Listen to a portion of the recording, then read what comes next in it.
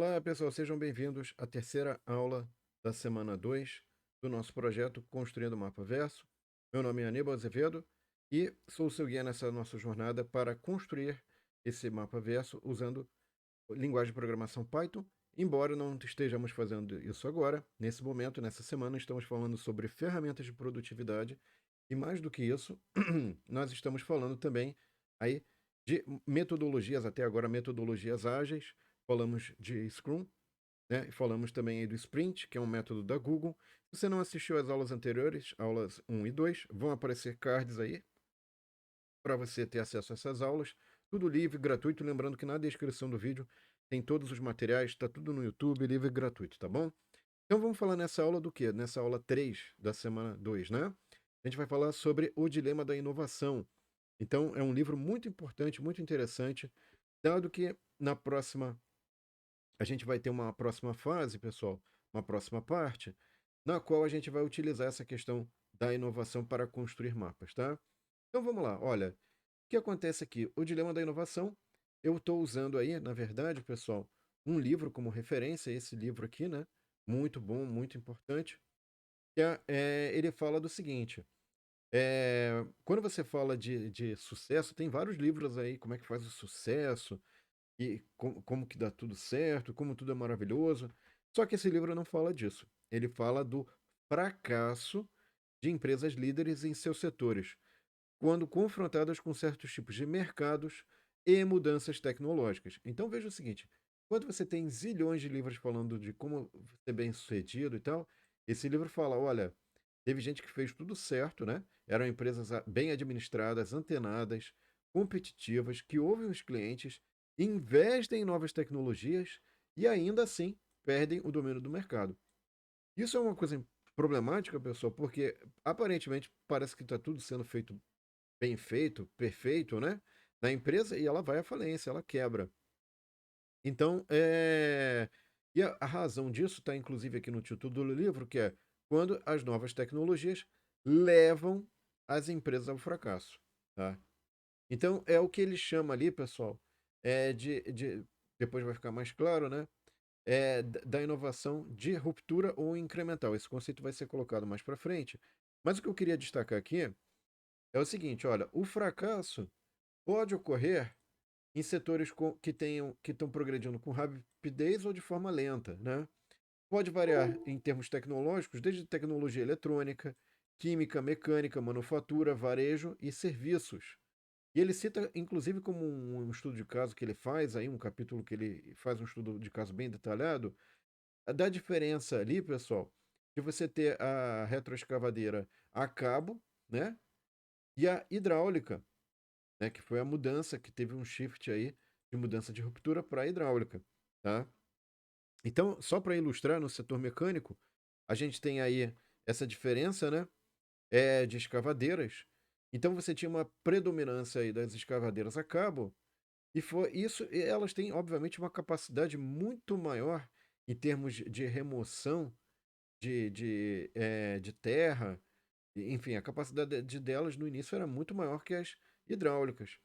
Só que o que aconteceu é que a hidráulica, o que ilustra bem essa aparecimento da hidráulica, foi que no início ela começou a ser utilizada como mini escavadeira. O que que é mini escavadeira? Você tem aqui, ó, o desenho, deixa eu sair da frente, eu tenho o desenho da mini escavadeira, né? E aí, quais são as vantagens que você tem da mini escavadeira? Primeiro, facilidade de deslocamento e uso em espaços urbanos, por exemplo, entre prédios. Ela serve para preparação de solo, remoção de entulho e escavação em locais de difícil alcance ou terrenos acidentados. E se ela tiver uma esteira de borracha aqui, pessoal, ela pode usar ela de forma que ela não vai danificar pisos e ela pode servir até para obras dentro de shopping centers, tá? Então veja o seguinte, primeiro, não era uma questão de capacidade de quantas toneladas ela faz por hora. Era uma capacidade de resolver problemas onde até então não era possível, tinha que usar força manual, e aí você botando uma mini escavadeira, obviamente, fica bem mais interessante. Então ela surge principalmente aí nessa questão de versatilidade, facilidade de uso, de agilidade, e depois ela foi, então, progressivamente ocupando. o espaço a escavadeira acaba, até porque tem uma questão de segurança. Porque uma coisa é que esse cabo aqui, em algum momento, pode romper, e o rompimento desse cabo pode causar uma série de problemas, certo? E aí, outra setor, para não ficar só no setor industrial mecânico, é o setor de varejo.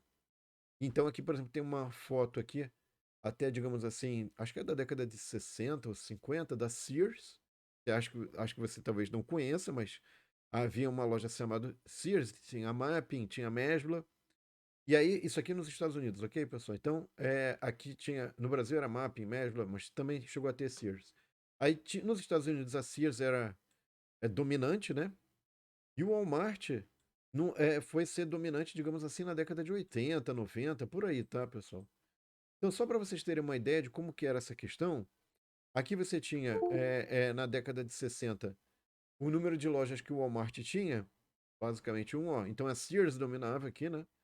E depois você vai ver, basicamente, 30 anos depois, pouco mais de 30 anos depois, olha a quantidade de lojas que você tinha ali do Walmart, né?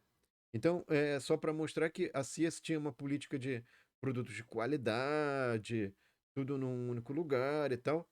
E depois o Walmart entrou forte, primeiramente com a questão de preços baixos e uma série de produtos de marca própria, enfim. E aí depois você vê que essa questão do custo acabou tendo também produtos de qualidade significativa e produtos com uma qualidade boa e custo baixo, né? Só que aí veja o seguinte, o Walmart, que era essa maravilha, essa pujança toda, né?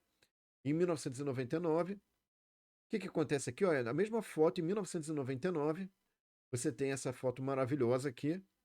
Eu apresento a vocês aqui o início da Amazon, né? Então, até aqui está o logo, inclusive, Amazon.com, né? Aqui o fundador o Jeff Bezos, da Amazon, aqui trabalhando no seu escritório modernoso, maravilhoso, né? E você vê que, cara, se você olhasse esse mapa e essa foto, você diria que a Amazon ia virar a potência que ela é hoje? Não, né?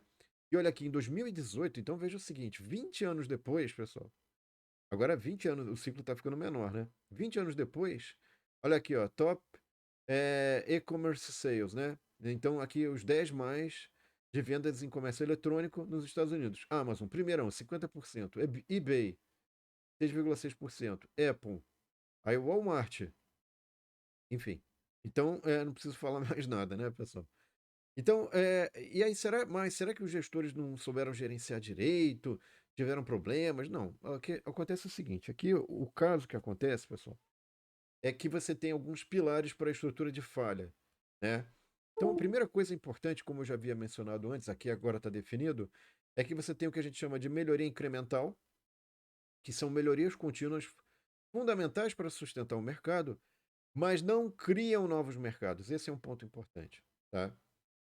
E aí, no próprio livro, ele fala o seguinte: olha, melhorias advindas de um processo de resolução de problemas, como o PDCA, que foi a aula 1 que a gente viu, e eu falei que ia ter conexões, vai criar melhorias incrementais, mas não são suficientes para criar o que a gente chama de melhoria de ruptura. Tá? A melhoria de ruptura é uma nova ideia que é implementada com sucesso, que produz resultados econômicos e gera novos mercados. Então, eventualmente, uma nova ideia, pessoal, é o sprint, é a aula 2 que eu falei para vocês. Lá, o processo da Google de criação de novas ideias, né? Então, melhoria de ruptura. Aham, então estão conectando todas as aulas aqui nesse nosso curso maravilhoso. Aqui temos um passeio de moto, né? Isso aqui, basicamente, pessoal, é o mercado de motos em 1970. Então, deixa eu voltar um pouquinho, que é legal essa animaçãozinha aqui, né? Viajando aqui na estrada. Então, o que era o mercado de motos lá em 1970, até 1970, pessoal, nos Estados Unidos? Você tem a Harley Davidson, aí a gente está passando de Harley Davidson, né? E aí o que acontece? Esse mercado já estava. Era o mercado de motos para uso em estrada, enfim, tem toda uma série de questões que os clientes adotavam a Harley Davidson. Aí a Honda entra lá, os vendedores da Honda entram nos Estados Unidos e falam: olha, vocês têm que vender essa moto. Então você vê que a moto da Honda é uma moto fininha, pequenininha e tal. Como é que você vai competir com a Harley Davidson? no mercado já estabelecido ali. Complicado, né? E aí, por acaso, dois vendedores, eles descobriram um novo mercado em potencial. E aí o pessoal falou assim, olha, pessoal, eles estavam lá interagindo com os clientes e tal, gente jovem. Aí o pessoal jovem resolveu fazer, descobriu o off-road, né? Fora da estrada. Deixa eu botar aqui, o fora da estrada, off-road, né? Porque over the road era Harley Davidson. Aí veja o seguinte, o que que era o off-road? Era basicamente aventura em trilhas. Então você precisa de uma moto leve, né? Precisa de uma moto barata, porque se quebrar também, quebrou, compra outra. Menores e mais convenientes. Então aqui, ó, são características importantes e interessantes. Mais simples, mais baratas, menores e mais convenientes. Né? Tem que ser uma moto leve. Imagina você andar com uma moto pesadona dessa dentro de uma trilha. Não vai dar certo, né? E aí, pessoal, veja o seguinte: foi criado um novo mercado, aquela coisa que eu comentei com vocês. A inovação de ruptura ela vem da criação de novos mercados, ok? E aí o que acontece? Você criou um novo mercado aí, fazendo piruetas, esportes, trilhas, né? E esse é o primeiro pilar. O segundo pilar de falha, de estrutura de falha, é que as tecnologias podem progredir mais rápido que a demanda do mercado. Isso é um conceito interessante, a gente vai trabalhar ele, tá? Ou seja, as empresas oferecem mais do que os clientes necessitam ou estariam dispostos a pagar, tá? Então você tem aqui um eixo do desempenho do produto, o eixo do tempo, certo? E aí o que acontece? Você tem aqui o progresso com a tecnologia incremental de um certo produto já estabelecido no mercado. Aqui você tem um requisito mínimo, digamos assim, que o mercado demanda. E aqui você tem o máximo, onde é a percepção de, ok, estou ganhando, vou pagar a mais por esse produto. O que acontece é que normalmente isso evolui mais do que o cliente realmente precisa. E aí o que acontece? Quando chega essa tecnologia de ruptura, essa inovação de ruptura, ela começa com o mínimo que o mercado, ou até às vezes abaixo do mínimo que o mercado demanda, e ela progressivamente vai avançando até chegar no máximo. E quando você atinge o máximo, não há diferenciação entre o que a tecnologia já estabelecida tem e a de ruptura tem, tá? Então, e aí o que acontece é o seguinte, pessoal. Quando você atinge esse excesso de desempenho, né? O que acontece? Quando você tem esse excesso de desempenho, vamos botar uma canetinha aqui, ele vai disparar uma mudança nas bases tecnológicas, nas bases da competição. Esse excesso de desempenho, essa competição tecnológica, vai fazer com que novos critérios sejam utilizados pelos clientes para selecionar um produto em relação ao outro. Então, por exemplo, aqui ele tem, esse aqui é uma figura das mudanças nas bases da competição na indústria do disk drive, tá? Isso daí era um disco para armazenamento, que não existe hoje mais, por quê? Porque você armazena tudo na nuvem. Então, era o famoso disquete, drive, enfim, não existe mais, esse mercado sumiu. Prova de que a gente está numa mudança tecnológica acelerada. E aí, o que que é interessante daqui? Né? É que você tem a capacidade, então no início era quanto que ele conseguia armazenar, aquele dispositivo de armazenamento, né? É, Só para ilustrar, pessoal, hoje a gente consegue fazer tudo com drive externo, né? Você tem drive, basicamente, que é uma capacidade monstruosa, né? Você não tem nem mais discos de capacidade. Então, no início, a capacidade era algo crítico, importante. Só que aí apareceram alternativas que levaram à ruptura, né? E aí, o que acontece? Quando não havia mais diferença entre capacidade, o que passou a prevalecer? A questão do tamanho e a portabilidade. Porque você tinha que levar, carregar aquele trambolho. Imagina você carregar. Eu tinha caixas de disquete, caixas de CD, caixas de DVD. Isso não existe mais, né? Enfim, ainda bem. Então, aí você passou para a questão do tamanho, porque é mais conveniente, né? Já que a capacidade não importa tanto. E aí você já tem uma outra ruptura, que é a questão da confiabilidade. Por quê? Porque se a capacidade é ok, se o tamanho é ok, agora eu quero saber se esse negócio não vai sumir com as minhas informações, se não vai desaparecer, enfim.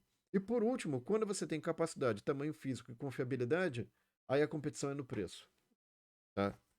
E é interessante esse setor de armazenamento de informação, porque você tinha disquete, então tinha o disquete gigante, aí foi diminuindo, diminuindo, diminuindo, aí depois, em um dado momento, tinham drives externos de armazenamento, depois passou para CD, para DVD.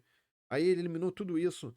Aí agora você tem armazenamento de você ter como se fosse um SSD mesmo portável, enfim, que você armazena, ou armazenar na nuvem, opções variadas de armazenar na nuvem, ou armazenar num dispositivo como o celular, enfim. Então, essa questão do armazenamento é algo realmente incrível, né? E finalmente essa questão do pilar 3, pessoal. O que é o pilar 3 da estrutura de falha? Clientes e estrutura financeira de grandes empresas disfarçam pesadamente as classificações de investimento mais atrativas, principalmente para mercados estreantes.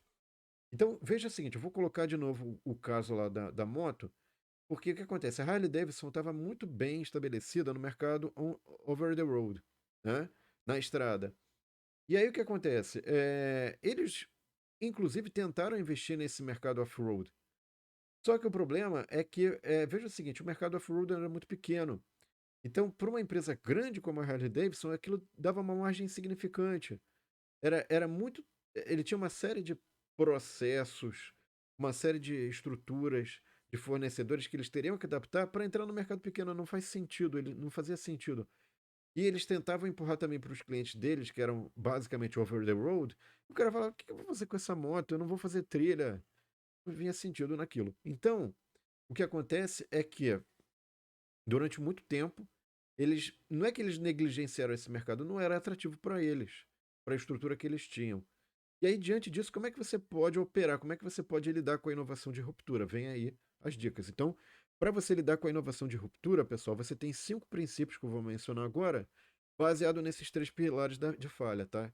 É claro que o livro é bem mais rico do que eu estou fazendo aqui. Aqui eu estou fazendo um mega hiper resumo, né, pessoal? Mas enfim, eu estou tentando me manter fiel aos princípios que estão ali elencados.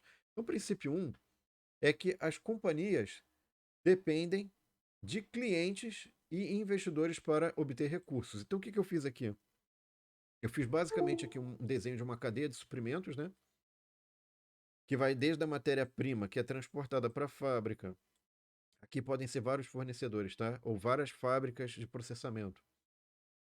Até chegar aqui, né?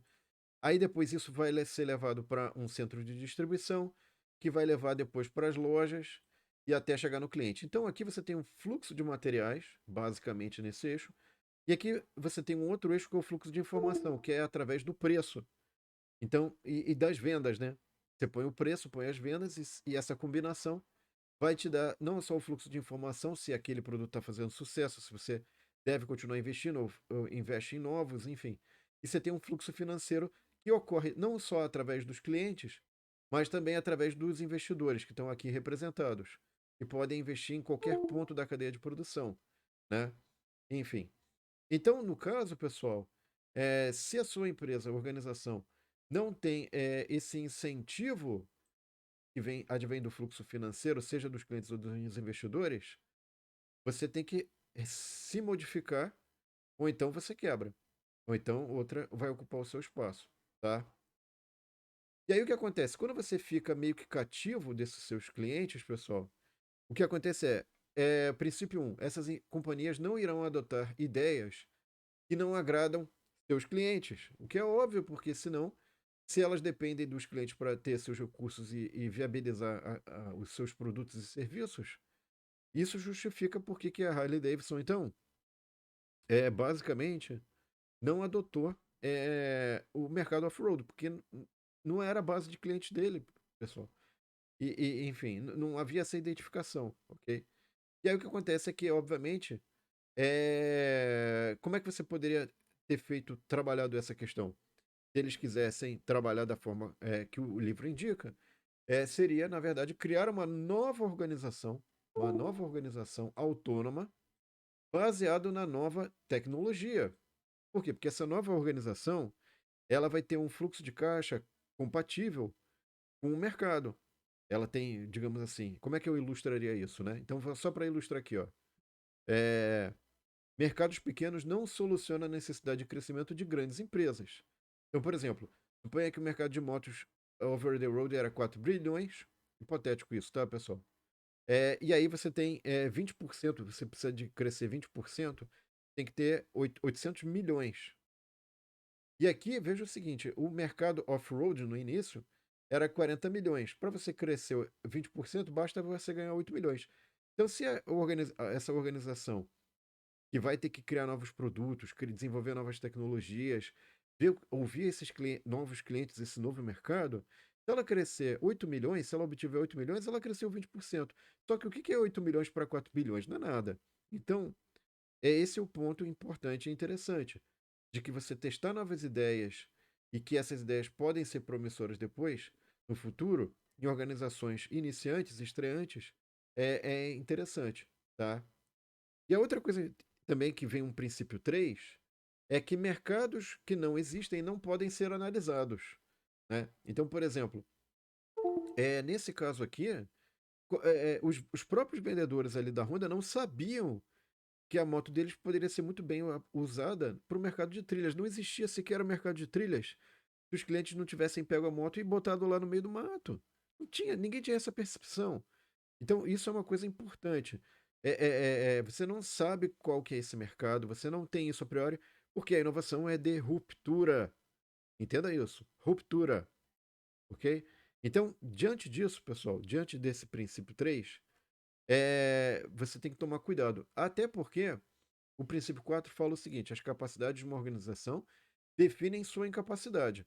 Então, como que é isso? Como eu já mencionei aqui, a capacidade de uma organização é definida pelos seus processos, métodos para criar o produto, valores da organização, ou seja, quais são os seus critérios para a priorização de projetos, tendo em vista o seu mercado, os seus clientes, né? Então, não adianta essa empresa adotar novos valores. Por quê? Porque ela tem aquele foco. Então, você tem que criar a organização autônoma por isso. Porque aí essa organização autônoma vai poder encontrar esses novos critérios para a priorização de projetos para os novos clientes, para o novo mercado. E além disso, você tem toda uma rede de relacionamentos relacionados a fornecedores, relacionados a outras empresas que colaboram, ou organizações que colaboram com você. Então, associadas, que estão ligadas, não dá para quebrar esses vínculos de forma simples, ok? Enfim. E aí o princípio 5, pessoal, também é importante, é o princípio de o fornecimento de tecnologia não pode ser igual à demanda de mercado, tá? Isso parece um contrassenso, mas o que acontece é que se você pode não ser igual à demandada, né? Aqui está errado, desculpa, pessoal, do mercado. Então o que acontece é que muitas vezes o crescimento da melhoria do seu, digamos assim, produto, ele não está acompanhando a demanda, a percepção de demanda dos clientes. Você está melhorando, melhorando, mas o cliente já parou de. Cara, já estou satisfeito com esse critério que você está melhorando. Eu já não percebo mais diferença entre o modelo T200 e o T2000, entendeu? Em termos de capacidade, em termos de velocidade. Basicamente isso. Então, só para ilustrar agora, questões aí de tecnologia estabelecida versus ruptura, o que a gente tem aqui, por exemplo, né? Só para ilustrar, que talvez algumas pessoas não tenham consciência disso. A gente tem a telefonia fixa e a telefonia móvel. Mesmo esse tijolinho aqui bonitinho, ele é uma ruptura, porque aqui você dependia de um ponto fixo para acesso à sua ligação ou para receber ligações aqui, ó. Qualquer lugar que você tiver, se tiver sinal, se tiver rede, você acessa, né? Agora veja que isso aqui é o telefone celular que já foi uma ruptura, também sofreu uma ruptura, porque agora tem um telefone smart, né? Que é basicamente um telefone que é qualquer coisa. Depende do aplicativo que você usa. É um outro ruptura. E mesmo o notebook, você vê que hoje, por exemplo, grande parte do acesso a vídeos, a YouTube, a redes sociais, é feita pelo telefone, não mais pelo notebook, né? Então, grande parte do uso do notebook foi substituído pelo smart, mais leve, mais barato em comparação ao notebook, enfim, é uma ruptura. Então, aquelas características que eu havia mencionado aqui antes, mais simples, mais barato, menor, mais conveniente, se sustentam também nesses quadros aqui que a gente está olhando, tá? Aí você tem as tecnologias estabelecidas, loja de varejo, né? Sears, Walmart, eu tenho que ir até lá, eu tenho que me deslocar. Não, não, não, não, não. Eu posso, usando o celular, olha só a loucura, hein? Agora tem uma cooperação entre as tecnologias de ruptura. Usando o celular, fazer uma compra e receber onde eu quiser. Lojas de varejo online. Qual será a próxima ruptura? Ah, ninguém sabe. Até a gente testar e ver se aquilo faz diferença. Ensino presencial, olha só que maravilha aqui, ó, aprendendo a datilografar com uma venda. Memorize o tecladinho para não digitar errado, porque senão sai muito caro. Você tem que fazer a folha, aí corrigir com liquid paper, enfim. Eu já fiz correção com liquid paper, denunciei a minha idade, mas enfim. Ou então ensino à distância, baseado na memorização. Ficar memorizando o teclado com venda? Ah, não, peraí, como assim? Aí, enfim, a gente vai trabalhar essa questão de aprendizado via YouTube, tá, pessoal? Tá, aí tem os programas desktop, só roda num computador. Não, não, não, não, aplicativos na nuvem, né? Embora C e C++ sejam importantes como base para, inclusive, rodar aplicativos, né, na nuvem, mas agora eu não estou rodando, eu não tenho que... Porque aqui, ó, eu tinha que rodar, para rodar na máquina eu tinha que ter um CD para instalar. Nossa, CD? Que CD? É um frisbee, né? Você lança um frisbee, é tipo um frisbee CD? Ok, então agora, pessoal, o que eu tenho aqui? Tecnologia de ruptura e o imprevisível. Agora vem a questão importante, né? É simplesmente impossível prever em qualquer grau de precisão como os produtos de ruptura serão utilizados ou a extensão de seus mercados. Ok? Dica 1. Dica 1. Não gastar todos os recursos até que a alternativa vencedora esteja clara. Então, vai ser uma moto elétrica, vai ser uma moto esportiva, vai ser uma moto para trilha, vai ser uma bike que você põe um motorzinho e já vira uma moto. De repente é uma ruptura. Eu ponho um equipamentozinho e transformo uma bike normal numa moto, ou ponho ela para andar com mais velocidade, ou eu faço um carro em cima de uma moto, né? Eu ponho um chassi adaptado em cima de uma moto e vira um carro barato, ágil, rápido, maravilhoso, seguro. Como é que é isso, né? E aí vem uma coisa importante que a maioria das pessoas talvez não tenha muito claro. Eu também não tinha muito claro isso, que é uma palavra bastante interessante, que é a serendipidade e seu significado, né? Então, fala assim, olha, serendipidade é o acaso, mas é a faculdade de fazer descobertas afortunadas por acidente. O fato ou a ocorrência de tais descobertas, ou uma instância de se fazer tal descoberta. E essa palavra vem da onde, pessoal? A historinha dela é até interessante. Fala dos três príncipes de Serendip, que é um antigo conto de fadas persa que remonta a mais de 1000 anos, consistindo de fatos históricos embelezados pelo folclore e baseados na vida do rei persa Bahram V, né? Muito bem. Então, pessoal, isso é importante, a questão da serendipidade. E vamos ilustrar melhor o que significa isso. Tem até um livro, The Serendipity Mindset, né? O pensamento serendipito, né? Sei lá, eu não sei como ficaria a tradução desse tema maravilhoso. E aí, o que acontece, né? Nesse livro, fala que a serendipidade não tem a ver com sorte no sentido de simples aleatoriedade, mas trata-se, e aí vem a parte importante, de ver links que outros não conseguem ver, combinando observações de maneira inesperada e estratégica, e aprender a detectar os momentos em que essas ideias, aparentemente aleatórias ou desconexas, se fundem para formar novas oportunidades. Então é ligar os pontos. Então é você estar antenado, vendo várias coisas ao mesmo tempo e também ligar isso de forma estratégica, explorando as oportunidades. E quem falava isso, e eu também não tinha essa noção, eu conectei esses pontos depois, interessante, né? É o discurso do Steve Jobs. Ele falava o seguinte: olha só que interessante, pessoal. De novo, você não consegue conectar os fatos olhando para frente, né? Esse aqui é aquele discurso maravilhoso do Steve Jobs. Se você não conhece, ele fez um discurso aqui, põe aí, discurso do Steve Jobs em Stanford, né? E ele falou o seguinte: olha, você não consegue conectar os fatos olhando para frente. Você só conecta quando olha para trás. Então você tem que acreditar que de alguma forma, em algum momento, eles vão se conectar no futuro, né? Seja garra, destino, Deus, vida, karma, ou o que quer que seja, isso vai te ajudar, vai te guiar para você fazer essas conexões. E ele fala: essa maneira de encarar a vida nunca me decepcionou e tem feito toda a diferença para mim, né? Então, aí tá aí o depoimento de Steve Jobs, e por incrível que pareça, eu fiz essa ligação com serendipidade. Se você concorda, discorda, conecta aí coloque nos comentários. E aí eu tenho aqui outras questões que eu acho que são importantes, que é o seguinte, isso aqui é voltando ao nosso livro original, que é o livro que eu mencionei, O Dilema da Inovação. O que ele fala, pessoal? Depois desse breve parêntese sobre a serendipidade, tá? Então aqui você tem, na maioria das organizações, os gerentes não têm o luxo. Então ele fala lá, ó, por que essas empresas grandes acabam matando a inovação disruptiva?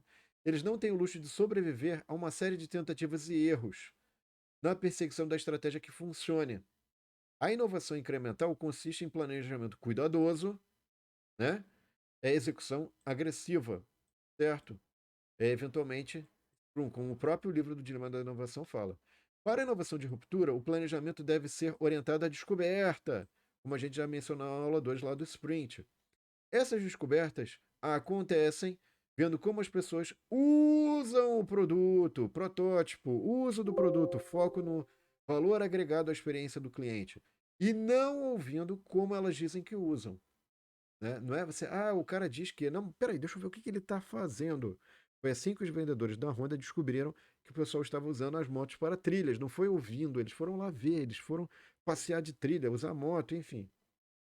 E aí, pessoal, dicas super importantes, fazendo a conexão aí com as duas aulas anteriores e essa aula. Próxima aula, nós vamos falar de uma coisa que é muito negligenciada e que pode afetar profundamente sua vida, que é a questão do gerenciamento do tempo. Parece algo trivial, simples, mas eu procurei juntar um material significativo aqui para te ajudar nessa questão. Então, próxima aula, teremos esse tempo super importante que você pode aplicar em diversas áreas da sua vida e que, acredito eu, que vai te ajudar bastante. Espero que vocês tenham gostado. Não esqueça de curtir e compartilhar para que mais pessoas tenham acesso a esse conteúdo. E vejo vocês na aula 4. Um abraço, até lá, pessoal. Tchau!